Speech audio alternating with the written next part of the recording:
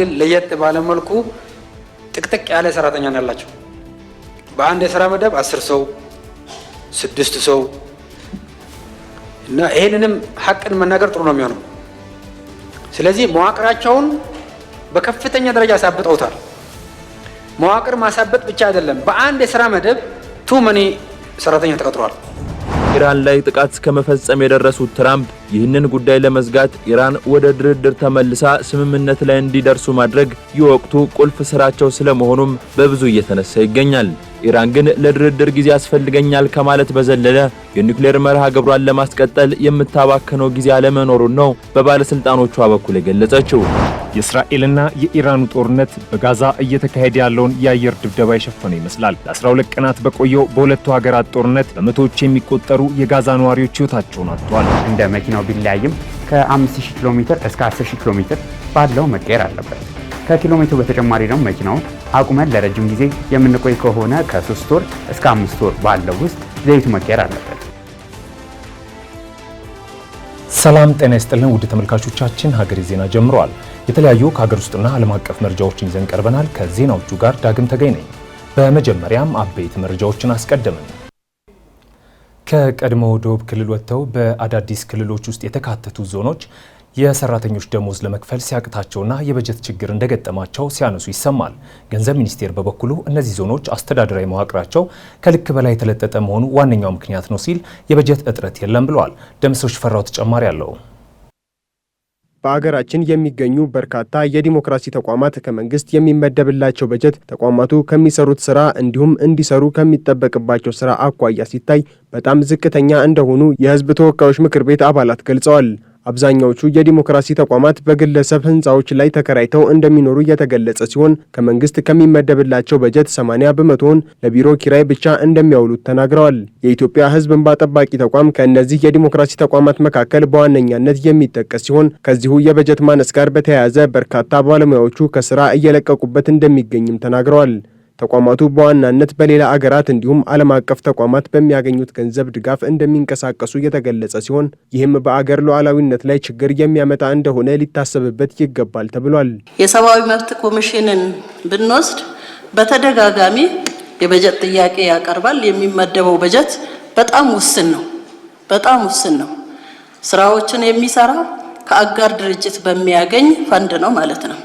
ይህ ደግሞ የአገር ሉዓላዊነትንም ችግር ውስጥ የሚያስገባ ነው። ለአደጋ የሚያጋልጥ ነውና ከዚህ አንፃር እኔ በደንብ ብታይና በቂ የሆነ በጀት ሊመደብለት ይገባል ብዬ አስባለሁ። የኢትዮጵያ ሕዝብ እንባ ጠባቂን ስንወስድ እሱም ያው ነው፣ ምንም በጀት የለውም ማለት ይቻላል። እነዚህ ተቋማት በሪፎርሙ ብዙ ለውጦች አምጥቷል።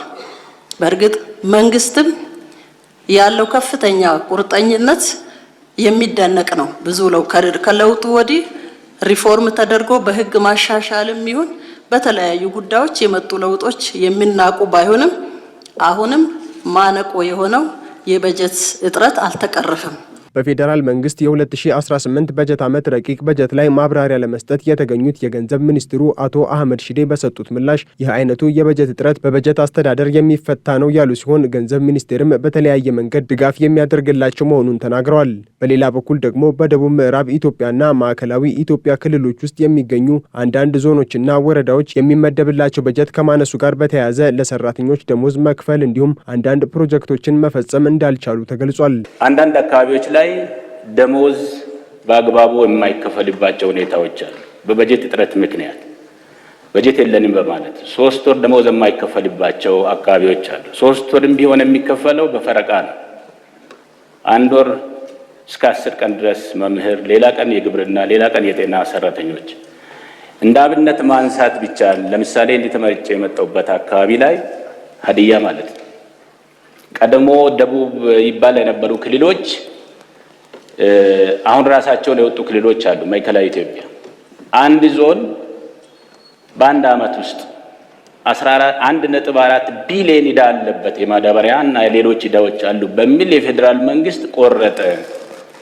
50% በአንድ ዓመት ውስጥ መክፈል አለበት በሚል 750 ሚሊዮን ብር ተቆረጠ ከዞን። ስለዚህ የዚህኛው 2017 የትምህርት ዘመን ላይ የመጀመሪያ ሩብ ዓመት ተማሪዎች መማር አልቻሉም በሚገባ ሁኔታ ማለት ነው። የገንዘብ ሚኒስትሩ አቶ አህመድ ሺዴ በሰጡት ምላሽም ይህ አይነቱ ችግር እያጋጠመ ያለው የፌዴራል መንግስት የሚመድበው በጀት በማነሱ ምክንያት ብቻ ሳይሆን የአካባቢው መንግስታዊ መዋቅር ከልክ በላይ በመስፋቱ እንዲሁም አንድ ሰው ለሚጠይቅ ዘርፍ 10 እና ከዛ በላይ ሰራተኞች የመቅጠር ልምድ በመኖሩ እንደሆነ አስረድተዋል። ይሄ የሆነበት ምክንያት በዋነኛነት ከዚህ ከድጎማ መጠን መቀነስ ምናምን ጋር ብቻ የተገናኘ ሳይሆን የመዋቅራቸው በጣም ከሁሉም ክልል ለየት ባለ መልኩ ጥቅጥቅ ያለ ሰራተኛ ነው ያላቸው። በአንድ የስራ መደብ 10 ሰው 6 ሰው እና ይሄንንም ሐቅን መናገር ጥሩ ነው የሚሆነው። ስለዚህ መዋቅራቸውን በከፍተኛ ደረጃ አሳብጠውታል። መዋቅር ማሳበጥ ብቻ አይደለም፣ በአንድ የስራ መደብ ቱመኒ ሰራተኛ ተቀጥሯል በነበሩ ሁኔታዎች ማለት ነው።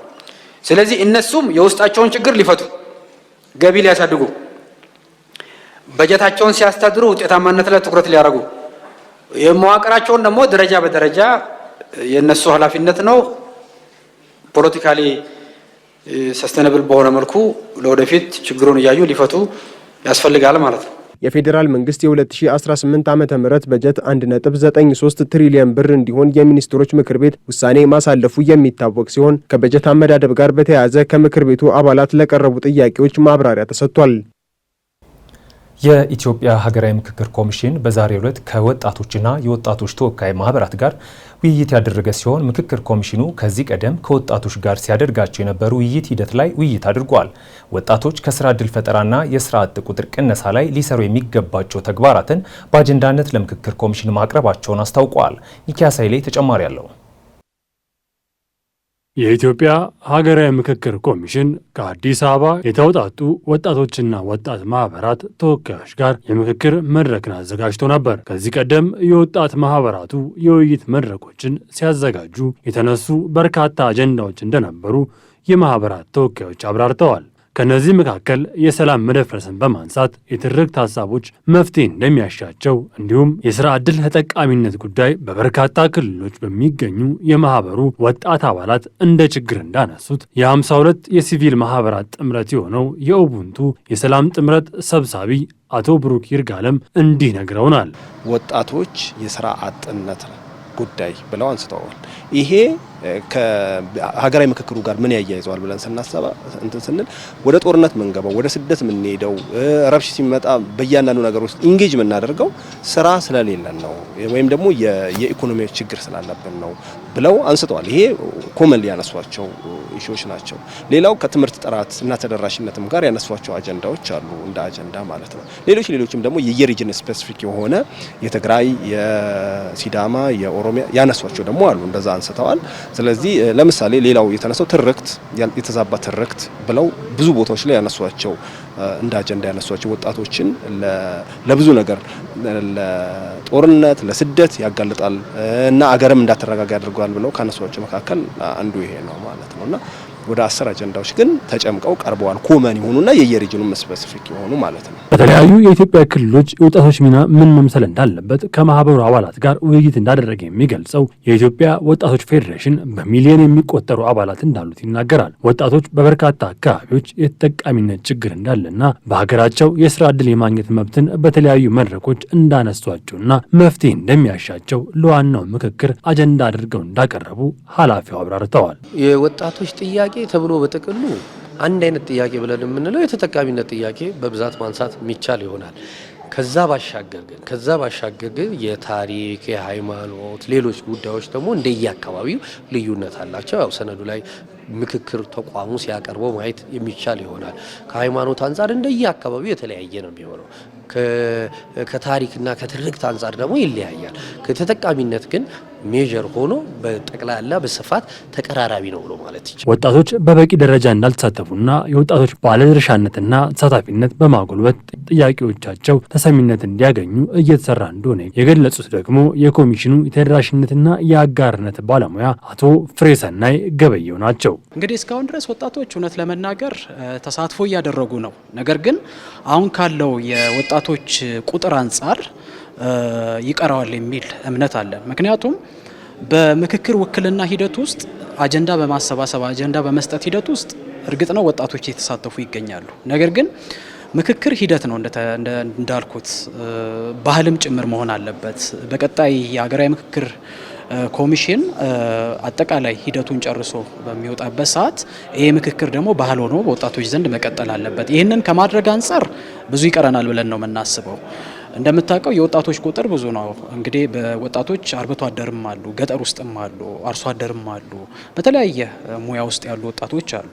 እነሱንም የማግኘትና የማወያየት ሰፊ ስራ መስራት ይኖርብናል ብዬ ነው የማስበው። ይሄን ለማድረግ ያው የሀገራዊ ምክክር ኮሚሽን ብቻውን ላይችል ይችላል። ነገር ግን የተለያዩ ተቋማትን በሂደት ውስጥ በማካተት ሚና በመስጠት የምክክር ሂደቱን ታች ድረስ እንዲወርድ የማድረግ ስራ መስራት ይገባቸዋል ብዬ ነው የማስበው። የወጣቶች ሚና ለውጤታማ ሀገራዊ ምክክር በኢትዮጵያ በሚል ርዕስ ከተለያዩ የወጣቶች ማህበራትና ተወካዮች ጋር የኮሚሽኑ ኮሚሽነሮች በተገኙበት በዛሬው ዕለት ሰኔ 24 ቀን 2017 ዓ.ም የውይይት መድረክ ተዘጋጅቶም ነበር። በውይይቱ ላይ በርካታ ሀሳቦች ተነሱ ሲሆን በኮሚሽኑ በኩል መፍትሄ የሚያሻቸው ነጥቦች በቀጣይ መፍትሄ እንደሚቀርብባቸው ኮሚሽነሮቹ ገልጸዋል። የአሜሪካው ፕሬዝዳንት ዶናልድ ትራምፕ በዚህ ሳምንት ከኢራን ጋር ንግግር ይጀመራል ቢሉም ኢራን ግን በቀላሉ ወደ ድርድር አልመለስም ብላለች።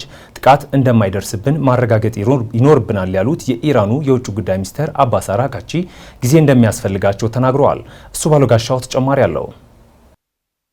ቃል ሲወራወሩ ከርመው ለ12 ቀናት በባሩድ የተፋለሙት እስራኤልና ኢራን የተኩስ አቁም ላይ ቢሆኑም በቀጣይ ምን ሊፈጠር ይችላል የሚለው ግን አነጋጋሪ ሆኖ ቀጥሏል። የአሜሪካው ፕሬዝዳንት ዶናልድ ትራምፕ በዚህ ሳምንት ውስጥ ወደ ድርድር እንመለሳለን ሲሉ ቢናገሩም ኢራን ግን ይህ በቶሎ የሚሆን ጉዳይ አይደለም ስትል የፕሬዝዳንቱን ንግግር ውድቅ አድርጋለች። ትራምፕ በአደራዳሪዎች በኩል ንግግሩ እንዲጀመር ለኢራን ጥሪ ማቅረባቸው ቢረጋገጥም የኢራን ባለስልጣናት ግን ወደ ድርድር ለመመለስ አንቸኩልም፣ በቅድሚያ ማረጋገጥ ያሉብን ጉዳዮች አሉ ባይ ሆነዋል።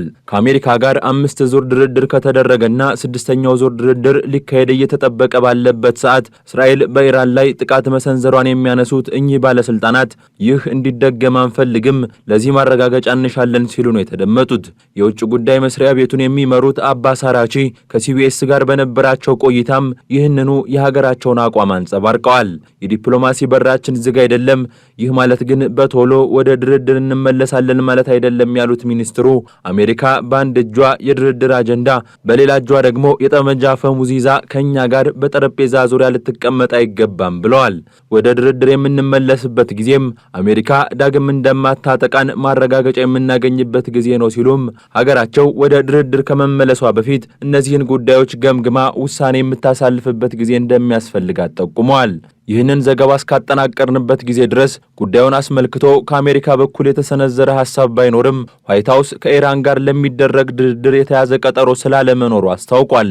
ይህም ትራምፕ የሚያደርጓቸው አንዳንድ ንግግሮች ከአማካሪዎቻቸውና ከሌሎች ባለስልጣናት ጋር ያልመከሩባቸው የግል አስተያየቶች ናቸው በሚል የሚቀርብባቸውን ትችት ያጠናከረ ሆኗል። የኢራን ጉዳይ በዲፕሎማሲያዊ መንገድ ይቋጫል ብሎ ከመንቀሳቀስ ኢራን ላይ ጥቃት እስከመፈጸም የደረሱት ትራምፕ ይህንን ጉዳይ ለመዝጋት ኢራን ወደ ድርድር ተመልሳ ስምምነት ላይ እንዲደርሱ ማድረግ የወቅቱ ቁልፍ ስራቸው ስለመሆኑም በብዙ እየተነሳ ይገኛል። ኢራን ግን ለድርድር ጊዜ ያስፈልገኛል ከማለት በዘለለ የኒውክሌር መርሃ ግብሯን ለማስቀጠል የምታባከነው ጊዜ አለመኖሩን ነው በባለስልጣኖቿ በኩል የገለጸችው። የሩሲያው አርቲ እንደዘገበው ከሆነ ደግሞ ከዚህ በኋላ ከእስራኤል ጋር ጦርነት የሚካሄድ ከሆነ ያንን ጦርነት በድል በመወጣት የመጨረሻው ጦርነት ለማድረግ ያስችላል የተባለለት ዝግጅት ማድረግ ጀምራለች። ስማቸውን የማልጠቅሳቸው የቴሄራን ሹመኛ ነግረውኛል ሲል የዘገበው የሩሲያው ልሳን እስራኤል በቀጣይ ከኢራን ጋር የምታደርገው ጦርነት የመጨረሻዋ ይሆናል ሲሉ ሹመኛው ነግረውኛል ብሏል። ኢራን የእስራኤልን ድክመት በአግባቡ አጥንታለች። ይህንን ድክመት ተጠቅመው ከፍተኛ ጉዳት ማድረስ የሚችሉ መሳሪያዎች ደግሞ በኢራን እጅ ይገኛሉ የሚሉት እኚህ ሹመኛ ይህም ኢራንን ባለድል እንደሚያደርጋት ነው የተናገሩት። ኢራን አሁንም ቢሆን በ10 ሺዎች የሚቆጠሩ ዘመናዊ ሚሳኤሎች አሏት። ጦርነት የሚጀመር ከሆነም ለቀናት በመቶዎች የሚቆጠሩ ሚሳኤሎችን መተኮስ ትችላለች የሚለው ደግሞ በኢራን በኩል መተማመኛ መደረጉ በዘገባው ተጠቅሷል። ይሁንና በመከላከሉ ረገድ ኢራን የምታደርገው ለውጥ መኖር አለመኖሩ አልተነገረም። ይህንን ዘገባ ያስነበበው መሰረቱን ሩሲያ ላይ ያደረገ መገናኛ ብዙሃን መሆኑ ደግሞ ሩሲያ ከኢራን ጋር ያላትን ወታደራዊ ስምምነት በመጠቀም የመከላከያ ቁሳቁስ ግዢ መፈጸም የምትችልበት እድል እንዳለ እንዲነሳ አድርጓል። በ12 ቀናቱ ጦርነት ወቅት ኢራን ከሩሲያ ድጋፍ አልጠየቀችም በሚል በሩሲያ ባለስልጣናት የተነገረ ቢሆንም ጥሪ ቢቀርብላት ግን ምን አይነት ምላሽ ትሰጣለች የሚለው ጉዳይ ትልቅ ጥያቄ እንደሆነ ቀጥሏል። ከ12 ቀናቱ ጦርነት በፊት የኢራን ባለስልጣናት ሲያሰራጯቸው የነበሩ መረጃዎች ግን ኢራን በተለይም በመከላከሉ ረገድ እንደ ኤስ-300 አይነት ሩሲያ ሰራሽ መሳሪያዎችን እንደምትጠቀም አዳዲስ መሳሪያዎችን እየገጠመች ስለመሆኗም የሚጠቁሙ ነበሩ። አሁን ላይ ፊታቸውን ወደ ጋዛው ጦርነት ያዞሩ የሚመስሉት የእስራኤል ባለስልጣናት በዚህ የኢራን ባለስልጣን ማስጠንቀቂያ ዙሪያ እስካሁን የሰጡት ምላሽ ባይኖርም በኢራን በኩል ለሚኖር እያንዳንዱ እንቅስቃሴ በግልጽ የሚነገር አሊያም በድብቅ የሚያዝ አጸፋ ስለመኖሩ ግን አያጠያይቅም። ከሳምንት በኋላ አሜሪካ ላይ እንደሚገናኙ የተነገረላቸው የአሜሪካው ፕሬዝዳንት ዶናልድ ትራምፕና የእስራኤሉ ጠቅላይ ሚኒስትር ቤንያሚን ኔታንያሁም በጉዳዩ ዙሪያ ይመካከራሉ ተብሎ ይጠበቃል።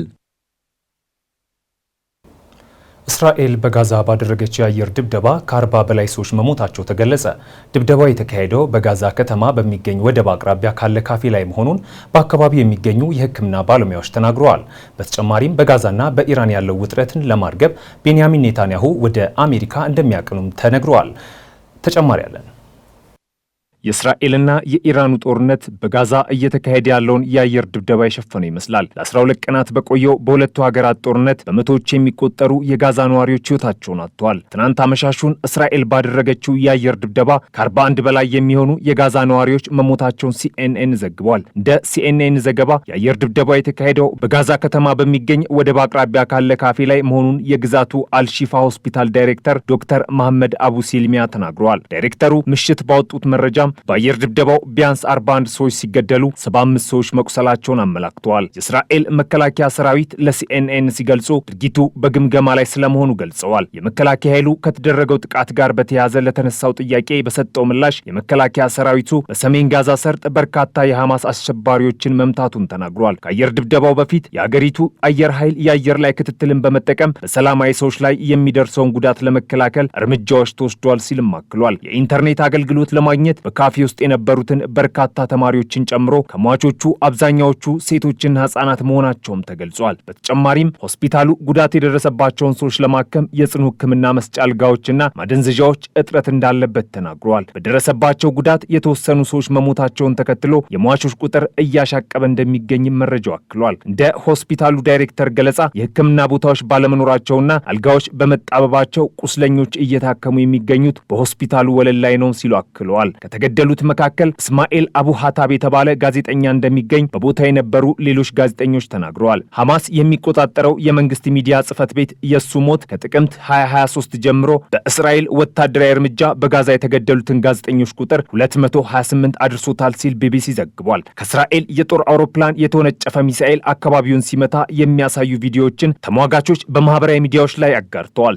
ጥቃቱን ተከትሎ የወጡ ቪዲዮዎች አስክሬኖች በየስፍራው ተበታትነው ይታያሉ። በጋዛ የሜዲትራኒያን የባህር ዳርቻ ላይ የሚገኘው አልባቃ ካፍቴሪያ የኢንተርኔት አገልግሎትና መስሪያ ቦታ የሚሰጥ ሲሆን በጋዜጠኞች፣ በተሟጋቾች እንዲሁም በኦንላይን ስራቸውን በሚሰሩ ሰዎች ታዋቂነትን ያተረፈ ነው። የነፍስ አድን ቡድኖች የ5 ፍልስጤማውያን አስክሬኖችን ያወጡ ሲሆን በርካታ የተጎዱ ሰላማዊ ዜጎች በጋዛ ከተማ ወደሚገኘው አልአህል ሆስፒታል መወሰዳቸውን ከስፍራው የተገኘ መረጃ ያመላክታል። የእስራኤል ጠቅላይ ሚኒስትር ቤንያሚን ኔታንያሁ የተኩስ አቁም ስምምነት ላይ ለመድረስ የሚደረገውን ጥረት ላይ እንዲያተኩሩ ከፍተኛ ጫናዎችም እየጨመሩ ይገኛሉ። ያለፈው ቅዳሜ የአሜሪካው ፕሬዝዳንት ዶናልድ ትራምፕ በእስራኤልና ጋዛ መካከል ያለውን ጦርነት ለማስቆም እንዲሁም ኔታንያሁን ከሐማስ ጋር ለማደራደር በአሁኑ ወቅት እየሰሩ መሆናቸውን በማህበራዊ ሚዲያ ገጻቸው አስፍረዋል። ሆኖም ፕሬዝዳንቱ ድርድሩን ለማድረግ ቢያስቡም ቅሉ የእስራኤል መከላከያ ኃይል ወደ ደቡብ ጥቃቱን እያጠናከረና እያሰፋ በመሆኑ በጋዛ ከተማና በጃባሊያ ባሉ አካባቢዎች የሚኖሩ ሰዎች ወደ ደቡብ ወደ አልማዋሲ የባህር ዳርቻ አካባቢ እንዲሄዱ ተነግሯቸዋል። የመከላከያ ኃይሉ ቃል አቀባይ አቪሻይ አድራይ እንደተናገሩት እንደተናገሩት የእስራኤል ጦር በሰሜን ጋዛ አሸባሪዎችንና የሽብር መሰረተ ልማቶችን ለማጥፋት እየተንቀሳቀሰ ነው ሲሉ ተናግረዋል። እሁድ በ24 ሰዓታት ውስጥ እስራኤል በፈጸመችው ጥቃት ቢያንስ 86 ሰዎች መሞታቸው በሐማስ የሚመራ የጤና ሚኒስቴር አስታውቋል። በአልማዋሲ ደህንነቱ የተጠበቀ ዞን ተብሎ በሚጠራው አካባቢ በተፈጸመው ጥቃት ከተገደሉት መካከል 3ቱ ህጻናት መሆናቸውን ወላጆቻቸው ተናግረዋል። ከሟቾቹ መካከልም በደቡብ ክልል ካን ዩኒስ አቅራቢያ በሚገኘው አልማዋሲ የተፈናቀሉ ሰዎች በሚኖሩበት ድንኳን ላይ በተደረገ የእስራኤል የአየር ጥቃት 5 ሰዎች መሞታቸውን የጤና ባለሙያዎች ገልጸዋል። በዚሁ ጥቃት 3 ህጻናት ከአንድ ቤተሰብ ውስጥ ሲገደሉ የህጻናቱ እናት መሬት ላይ ተኝተን ሳለ በቦምብ ገደሉብኝ፣ የተቀሩትን ቤተሰቦቼ ጽኑ ህሙማን ክፍል ውስጥ ናቸው ስትል በሐዘን መናገሯን ቢቢሲ ዘግቧል። ይህ ብቻ ሳይሆን በኒውክሌር አረር ፍራቻ ዓለም ስትሸበር፣ በሌላ በኩል በጋዛ ከተማ ስታዲየም አካባቢ በተፈጸመ ጥቃት ህጻናትን ጨምሮ ቢያንስ 11 ሰዎች መገደላቸውን የአልሺፋ ሆስፒታል ሰራተኞችና የአይን እማኞች ለዜና አውታሮች ተናግረዋል። ስታዲየሙ የተፈናቀሉ በድንኳን ውስጥ የሚኖሩ ሰዎችን ለማስጠለል የዋለ ስለመሆኑ የቢቢሲ መረጃ ያመላክታል። የእስራኤል መከላከያ ኃይል ስለ ድርጊቱ ሲጠየቅ ያለ ተጨማሪ መረጃ የተለየ ምላሽ መስጠት እንደማይችል በመግለጽ ነገር ግን ዓለም አቀፍ ሕግን በመከተል በሲቪል ላይ የሚደርሰውን ጉዳት ለመከላከል የሚያስችል ጥንቃቄዎችን እያደረግን ነው ሲል ገልጿል። እንዲሁም እስራኤል ጥቃት ባደረገችበት ዕለት የ20 ዓመቱ የመከላከያ ሰራዊት ወታደር ሳጅን እስራኤል ናታን ሮዘንፌልድ በሰሜን ጋዛ ተገድሏል። እየተደረጉ ያሉ ጥቃቶችን ተከትሎ ጠቅላይ ሚኒስትር ቤንያሚን ኔታንያሁ በሚቀጥለው ሳምንት መጀመሪያ ወደ ዋሽንግተን በመብረር ከአሜሪካው ፕሬዝዳንት ዶናልድ ትራምፕ ጋር እንደሚገናኙ የዋይት ሃውስ ባለስልጣን ለታይምስ ኦፍ እስራኤል አረጋግጧል። በሰኔ 30 ጉብኝቱ የአሜሪካ ፕሬዝዳንት በጥር 2025 ዳግመኛ ስልጣን ከያዙ በኋላ ኔታንያሁ ወደ ዋሽንግተን የሚያደርጉትን ሶስተኛ ጉዞ የሚያመላክት ሲሆን እስራኤልና ኢራን በአሜሪካ አደራዳሪነት የ12 ቀን የአየር ጦርነት ለማስቆም ከተስማሙ ከ2 ሳምንት በኋላ ነው። ለመጀመሪያ ጊዜ መቀመጫውን አሜሪካ ባደረገው አክሲዮስ የዜና ወኪል የተዘገበውን የጉብኝቱን ጊዜ አስመልክቶ ከጠቅላይ ሚኒስትር ጽህፈት ቤት ምንም ማረጋገጫ የተሰጠ ነገር የለም።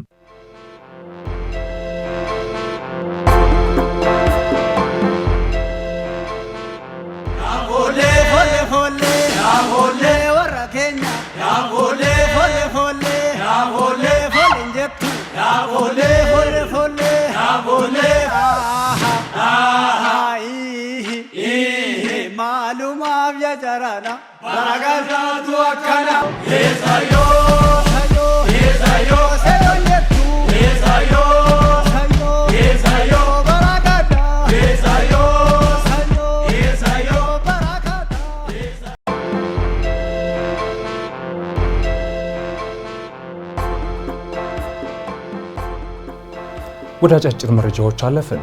የህዝብ ተወካዮች ምክር ቤት ዛሬ ባካሄደው ስብሰባ የውጭ ሀገር ዜጎች የመኖሪያ ቤት ባለቤት የሚሆኑበትን አግባብ ለመደንገግ የወጣውን አዋጅ አጽድቋል። አዋጁ የተመራለት ቋሚ ኮሚቴ የአዋጁ ዋና ትኩረት በመኖሪያ ቤት ብቻ ላይ እንዲሆን ደንግጎ አሻሽሎታል። አዋጁ የውጭ ሀገር ዜጎች በአንድ ጊዜ ሊኖራቸው የሚችለው የመኖሪያ ቤት ከአንድ በላይ እንዳይሆን ገደብ ማስቀመጡም ተነግሯል። ከዚያ ባለፈም የውጭ ሀገር ዜጋ የመኖሪያ ቤት ባለቤት የሚሆነው በሊዝ በጨረታ ስርዓት ብቻ እንደሆነ በአዋጁ ተደንግጓል። በተጨማሪ ምክር ቤቱ የውጭ ሀገር ስራ ስምሪት ረቂቅ አዋጅን አስመልክቶ የሰው ሀብት ልማት ስራ ስምሪትና ቴክኖሎጂ ጉዳዮች ቋሚ ኮሚቴ ያቀረበውን ሪፖርትና የውሳኔ ሀሳብ መርምሮ አዋጁን አጽድቋል።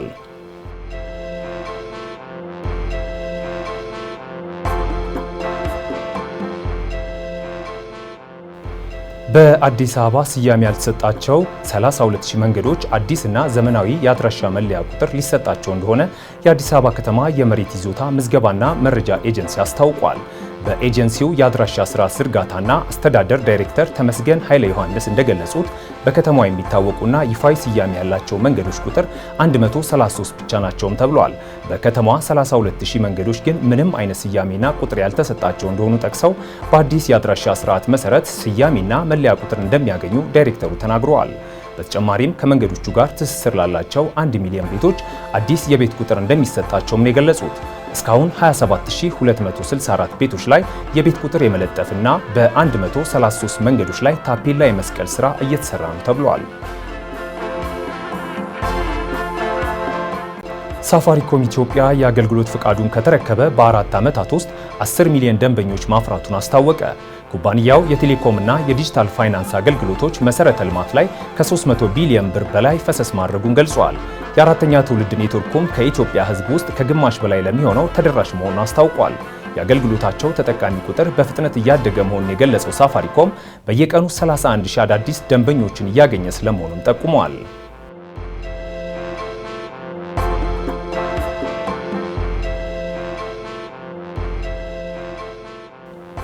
በአሜሪካ የውጭ እርዳታ መቀነስ ምክንያት በ2030 ከ14 ሚሊዮን የሚበልጡ ሰዎችን ለህልፈተ ህይወት ሊዳርግ እንደሚችል አንድ ጥናት አመላከተ። ዘላንሴት በተባለው ሳይንሳዊ መጽሔት ላይ በወጣ ጥናት ዶናልድ ትራምፕ አሜሪካ ሰብአዊ እርዳታን በከፍተኛ ሁኔታ ለመቀነስ መወሰኑ አስከፊ ውጤት ይኖራል ተብሎ እንደሚታሰብ ተገልጿል። ይህ አሃዝ ከ5 ዓመት በታች የሆኑ ከ4.5 ሚሊዮን የሚበልጡ ህጻናትን ይጨምራል። ይህም በየዓመቱ ወደ 700 ሺህ የሚጠጉ ተጨማሪ ህጻናት እንዲሞቱ ያደርጋል ተብሏል። ቡድኑ ከ133 ሀገሮች የተገኙ መረጃዎችን ከመረመረ በኋላ በዩኤስኤአይዲ የተደገፉ ፕሮግራሞች ከ2001 እስከ 2021 ባሉት ጊዜ ውስጥ ዝቅተኛ ገቢ ባላቸውና መካከለኛ ገቢ ባላቸው ሀገሮች ውስጥ 91 ሚሊዮን ሰዎችን ህይወት እንዳተረፉ ገምተዋል። ይህም የሟቾች ቁጥር በ15 በመቶ እንዲቀንስ ምክንያት መሆናቸውን አረጋግጠዋል። በኤችአይቪ ኤድስ ምክንያት የሚሞቱ ሰዎች በ74 በመቶ እንዲቀንስ፣ በወባ በሽታ እንዲሁም በሐሩር ክልል በሚከሰቱ በሽታዎች በ51 በመቶ መቀነሱን የተመላከተው።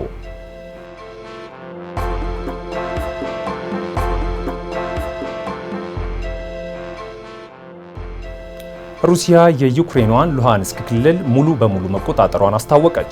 በጦርነቱ ስልታዊ ጠቀሜታ እንዳላት የሚነገርላት ሉሃንስክ ሩሲያ ዩክሬንን ከወረረችበት እንደ አውሮፓውያኑ አቆጣጠር 2022 በኋላ ከያዘቻቸው 4 ክልሎች መካከል አንዷ ነች።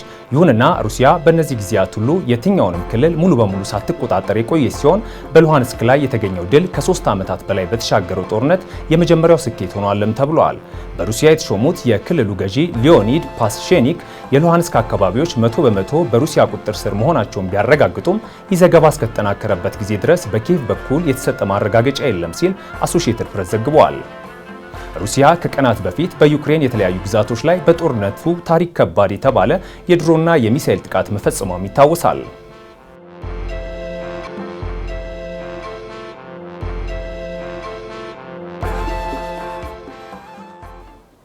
የእብድ ውሻ በሽታ ወይም ሬቢስ አንጎልና ነርቭን የሚያጠቃ በቫይረስ የሚከሰት አደገኛ በሽታ ነው።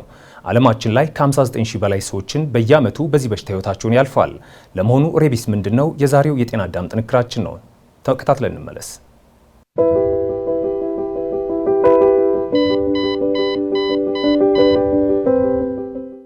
ጤና ይስጥልኝ። የእብድ ውሻ በሽታ በዓለማችን ላይ ከ59 ሺህ በላይ ሰዎችን በየዓመቱ ይገላል። ለመሆኑ የእብድ ውሻ በሽታ ወይም ሬቢስ እንዴት ይከሰታል? ዶክተር ቢኒያም ፍስሐ ነኝ። አብራችሁን ቆዩ። ሬቢስ አንጎልን እና ነርቭን የሚያጠቃ በቫይረስ የሚከሰት አደገኛ በሽታ ነው። የሚተላለፈው በሬቢስ ቫይረስ የተለከፈ እንስሳ በዋናነት ውሻ፣ የሌሊት ወፍ በሚነክሱን ጊዜ ሲሆን ከነዚህ በተጨማሪ ሰውነታችን ላይ ያለ ቁስል እነዚህ እንስሳት በሚልሱበት ጊዜ በምራቅ አማካኝነት ይተላለፋል። ልጆች አብዛኛውን ጊዜ ከእንስሳት ጋር ስለሚጫወቱ እንዲሁም መነከሳቸው ላይናገሩ ስለሚችሉ ለሬቢስ የተጋለጡ ናቸው። የሬቢስ ወይም የእብድ ውሻ በሽታ ምልክቶች ምንድን ናቸው? ትኩሳት፣ ራስ ምታት፣ ድካም፣ በንክሻ ቦታ ላይ ህመም ወይም እብጠት ቀድሞ የሚታዩ ምልክቶች ሲሆኑ በሽታው የገፋ ሲሄድ የውሃ ፍራቻ፣ ግራ መጋባት፣ ከወትሮ በተለየ ሁኔታ የኃይለኝነት እንዲሁም መናደድ፣ ራስን መሳት ይከሰታል። ታዲያ እነዚህ ምልክቶች መታየት ከጀመሩ ሬቢስ መታከም አይችልም። ይህ ማለት ለሞት ይዳርጋል። ስለዚህ ምልክቶች ከመጀመራቸው በፊት ሕክምና መደረግ ይኖርበታል። ከንክሻ በኋላ አንድ ሰው ምን ማድረግ አለበት? ቁስሉን ወዲያውኑ ከ10 እስከ 15 ደቂቃ ያክል በሳሙናና በንጹህ ውሃ ማጠብ። ሁለተኛ፣ ወደ ሕክምና ተቋም በመሄድ የሬቢስ በሽታን ለመከላከል የሚሰጠውን ክትባት መከተብ ይኖርበታል። ክትባቱን ማግኘት የማንችልበት አጋጣሚ ላይ ካለን የነከሰንን ውሻ ለ10 ቀናት የእብድ ውሻ በሽታ ምልክቶችን ማሳየቱን መከታተል ይኖርብናል። ይህም ከወትሮ በተለየ ሁኔታ ውሻው የኃይለኝነት፣ ለሀጭ መዝረብረብ እንዲሁም ሽባ መሆን ይጠቀሳሉ። ውሻው ላይ እነዚህን ምልክቶች ካዩ በአፋጣኝ ክትባት ወደምናገኝበት የጤና ተቋም መሄድ ይኖርብናል። ከዚህ በተጨማሪ ውሻው ሌላ ሰው ላይ ጉዳት እንዳያደርስ ለይቶ ማቆየት ይኖርብናል። በመጨረሻም የእብድ ውሻ በሽታን 100% መከላከል ይቻላል። ነገር ግን ምልክቶች ከታዩ በኋላ ሊታከም አይችልም። ስለዚህ ውሾችን የሬቢስ ክትባት ማስከተብ፣ የዱር እንስሳት ጋር ያለንን ንክኪ መቀነስ፣ ከተነከሱ ደግሞ ምልክቶች ሳይጀምሩ በፍጥነት ሕክምና ማግኘት አስፈላጊ ነው። ሰላም።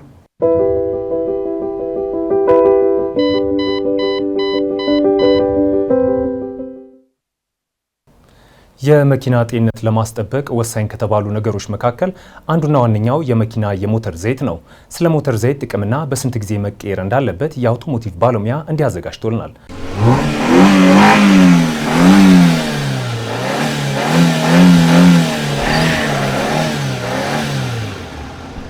ሰላም እንደምናላችሁ ውድ ተመልካቾቻችን፣ በዛሬታችን የመኪናችን የደም ስር የሆነውን የመኪና የሞተር ዘይት በስንት ጊዜ መቀየር እንዳለበት እናያለን። ከመረጃዎቹ ጋር አብሬያችሁ የምቆየው የአውቶሞቲቭ ባለሙያ አዶንያ ብርሃኔ። መልካም ቆይታ። የመኪና ሞተር ዘይት ማለት የመኪናችን የደም ስር እንደሆነ ግልጽ ነው። ይህን ስንላችሁ በነዳጅ ብቻ የሚሰሩ መኪኖች ብቻ ሳይሆኑ አሁን በከተማችን ላይ የምናስተውላቸው ነዳጅና ኤሌክትሪክ በአንድ ላይ የሚሰሩት ሃይብሪድ በሚል በተለምዶ የምንጠራቸው ተሽከርካሪዎችንም ይጨምራል። እነዚህ መኪኖች የመኪናችን ሞተር የሚገኙበትን የተለያዩ የሞተር ክፍሎችን ማንቀሳቀስ ይኖርባቸዋል። ይህ ደግሞ በውስጡ ፍሪክሽን ወይ ደግሞ ሰበቃ እንዲፈጠር ያደርገዋል። የመኪና ዘይት ሞተሩ የተለያዩ ቦታዎች በመግባት የማለስለስ ስራውን የሚሰራ ነው። ለዚህም ነው መኪናችን ይዘን ከመንቀሳቀሳችን በፊት ሞተሩን ማሞቅ አለብን የሚባለው። ምክንያቱም ዘይቱ የሚፈለግበት ቦታ ሳይደርስ ሞተር ውስጥ የሚገኙት የተለያዩ ክፍሎች ከተንቀሳቀሱ ሞተር ውስጥ ጉዳት ሊደርስ ስለሚችል ነው። ታዲያ ይህ ለሞተር ወሳኝ የሆነው ዘይት ለመቀየር ራሱን የቻለ ጊዜ አለው። ይህን ለመመልከት ደግሞ ከመኪናው ጋር የሚመጣው መመሪያ መመልከት ይኖርብናል። ከዚህ በተጨማሪ ግን እንደ መኪናው ቢለያይም ከ5000 ኪሎ ሜትር እስከ 10000 ኪሎ ሜትር ባለው መቀየር አለበት። ከኪሎ ሜትሩ በተጨማሪ ደግሞ መኪናውን አቁመን ለረጅም ጊዜ የምንቆይ ከሆነ ከ3 ወር እስከ 5 ወር ባለው ውስጥ ዘይቱ መቀየር አለበት። ከዚህ በተጨማሪ ማየት ያለብን ነገር ዘይት መቆሸሽና አለመቆሸሹን የመኪናው ኮፈን ከፍተን የዘይት መመልከቻ ዲፕስቲክ ስንመለከት በውስጡ ያለው ዘይት ቆሽሾ ወይም ወደ ታች ወርዶ ከሆነ ዘይቱ መቀየር አለበት ማለት ነው። የዘይት ዲፕስቲክ ግን ስንመለከት በውስጡ ያለው ዘይት በጣም የወረደ ከሆነ አንዳንድ ጊዜ በአላስፈላጊ መልኩ ዘይት ከነዳጅ ጋር የተቃጠለ ሊወጣ ስለሚችል እሱም መፈተሽ ተገቢ ነው። ለዛሬ ይዤላችሁ የቀረብኩት መረጃ ይህን ይመስል ነበር። በቀጣይ ሌሎች ከመኪና ጋር በተገናኙ መረጃዎች እስከምንገናኝ ድረስ መልካም ሁሉ ተመኘው።